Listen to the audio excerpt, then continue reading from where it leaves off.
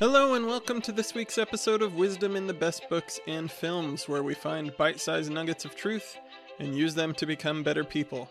I'm Jake Bear, the host, and this week I actually had some of my plans fall through. I had planned on doing, for our fifth Sunday, we always do a special episode when there's a fifth Sunday in a month. And I had something pretty cool lined up, but it didn't end up working out, so I'm going to hope to be able to do it next time. But for now, because I had that fall through and it was kind of a late thing that didn't work out, I am going to be kind of winging it. And so I'm going to stick with doing something a little out of the ordinary like we always do on the fifth Sundays, but I'm not going to be doing something as prepared as normal. So if you want to, skip this one and come back next week. But if you do want to hear me ramble for a little bit, I'm going to be talking a little bit about humor and how I think Charles Dickens, because we're starting a theme on Charles Dickens, I want to talk about how Charles Dickens does a wonderful job of using humor to illustrate good, to illustrate evil, and to help us to see those things both in characters but also in ourselves and see how ridiculous our own evil choices or evil actions are, while also seeing the humor, seeing goodness through humor that we want to emulate. So, why am I deciding to talk about humor to start off our thing with Charles Dickens is because I think that Dickens writes a lot about some very heavy and kind of difficult topics. Even the little short story we read last week had some real kind of downer moments. But I think that he also did a fantastic job with several different things, and I'll go through some of them and how I think they can teach us. But he uses humor in a really neat way to help us see good. And I've been thinking about, there's one of my favorite church talks called Come What May and Love It by Joseph B. Worthlin, who was one of our church leaders in my church. He's dead now, but in that talk, he encouraged us to not let little and sometimes big like frustrations and difficulties in life to embitter us. Instead, he said we should learn to laugh at things, to take ourselves a little less seriously, and to trust God with everything else. And to me, as I was building this kind of set of talks that we're going to do about Charles Dickens and thoughts and short stories, to me that idea was big in all of Dickens's writing. His characters are fantastic, and part of the reason that his characters are fantastic is because they are so funny, even in difficulty, even in poverty, even in really hard personal stress and circumstances. And so he realizes that it's not trivializing to the suffering that they're going through. It's not making it less, but it helps us to face it in a way that we couldn't without it. I think there's a quote in A Christmas Carol that really captures Dickens's view of the power of humor. And he says in A Christmas Carol, "It is a fair, even-handed, noble adjustment of things, that while there is infection and disease and sorrow, there is nothing in the world so irresistibly contagious as laughter and good humor." So I think he's saying there that even though there are disease and sorrow and those things can spread and bring misery to everyone, he says that there's nothing so contagious as laughter and good humor. So I think that he's kind of saying in spite of the difficult things, goodness can spread just as easily, if not more easily. And humor is one of the best ways to do that. So I think that Dickens, because of his own life, maybe he had, a lot of his writings come from several of his own experiences. Like he spent time in debtor's prison. He worked in factories as a youth. He had some difficult things in his own childhood. I think those probably helped him to find ways to look for light, good, humorous things in difficult situations that he was in. And I think I'm going to share a couple of my favorite examples of him using humor in ways that helps us to see goodness or helps us to see vice. Virtue and vice are outlined with humor. And so the goodness, for example, of Betsy Trotwood is highlighted by some of her quirky nature. So she spends time defending David from his stepfather, Mr. Murdstone, when Mr. Murdstone and his sister come to see them.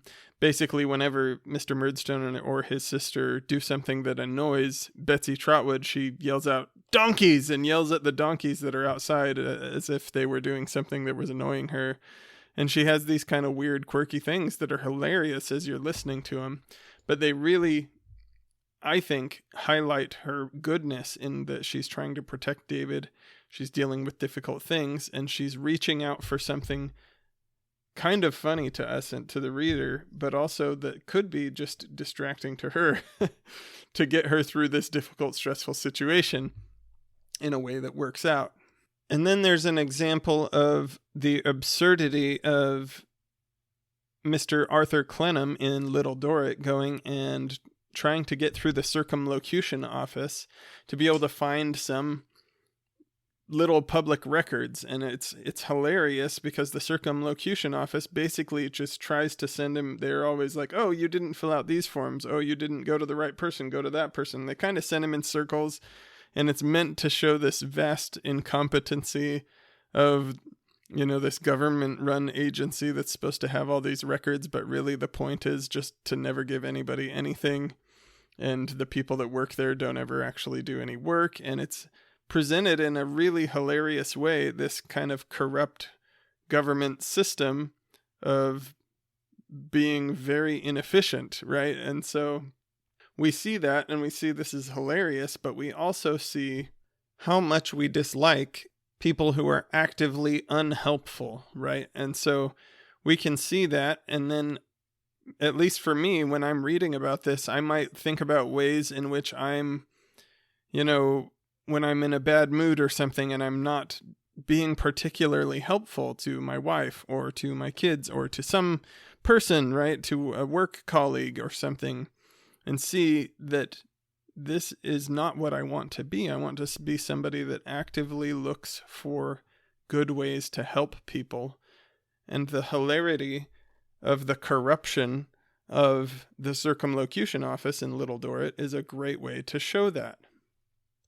I'm going to be reading several short stories that have funny things in them as we go, so I don't want to talk too much about different characters and things, and I'll also be talking about novels in our thoughts. But if you go and read a Charles Dickens novel or a short story, or you go and you watch one of the miniseries that I'm also going to be talking about, some of the miniseries that have been done by the BBC, any of those things, look for ways in which humor, either of the ridiculousness of villainy or the quirks of the good characters, can teach you or pull you to do something better. One more thing I think that the quirkiness and the funniness is used for by Charles Dickens is I've had a couple of random conversations in the past with people saying that they think that people being good must all be the same, that perfection is sameness, and it's not. And I think that the characters that Charles Dickens make, by their extremely different quirks, show us how different goodness can look in people. Betsy Trotwood, super quirky, really funny, talks about donkeys, does all these things. She's kind of acerbic in some ways, but it's a very, you can see the love in her weird choices and wording and things, right? But in Bleak House, for example, Esther Summerson, who is also a fantastically good character, she's very humble and sweet and kind to people, and she's kind of self-deprecating and modest, almost to a fault. She's always downplaying her own abilities, her kindness. She's downplaying the things that she's doing almost in an apologetic way as she does these really good things. And that's kind of funny sometimes, the way that she presents it. And then you've got Little Dorrit. Amy Dorrit, the kind of title character, is so shy. And I gotta be careful when I'm talking about some of these characters because I don't want to give too many spoilers about the books themselves. But Amy Dorrit is very innocent, even in such a way that she maintains her innocence even when circumstances would lead many others to be very prideful. She has a selflessness that's almost all-encompassing. She works hard. She maintains her integrity in humiliating circumstances, but also maybe just as hard, she keeps that patient goodness in really good circumstances when it would be easy for others to lose them. So she is a very different type of good. And then in Great Expectations, you've got a character like Joe Gargery, who is a really good example of just straight, honest, loyal, hard work and love. He has adopted Pip, and early in the story, Pip is the main character in Great Expectations, and he is adopted by his aunt and uncle, I think it is, and Joe Gargery is the one that is the uncle, if I remember correctly. And basically, Joe is got some little... He's clumsy, he's kind of awkward in funny ways, and his social skills are not great in some situations. He kind of talks funny, but he's got a pureness and his loyal treatment of his adopted son, I guess you'd call it, is really inspiring in a lot of places in that book. And Pip doesn't always deserve it, right? And so that's really a neat part of that book to me. Anyways, the point is, Charles Dickens uses a wide variety of really comical characters that are good in a variety of ways to show that goodness comes in every different flavor you can imagine, that you don't have to be a specific way to be truly a good and righteous person.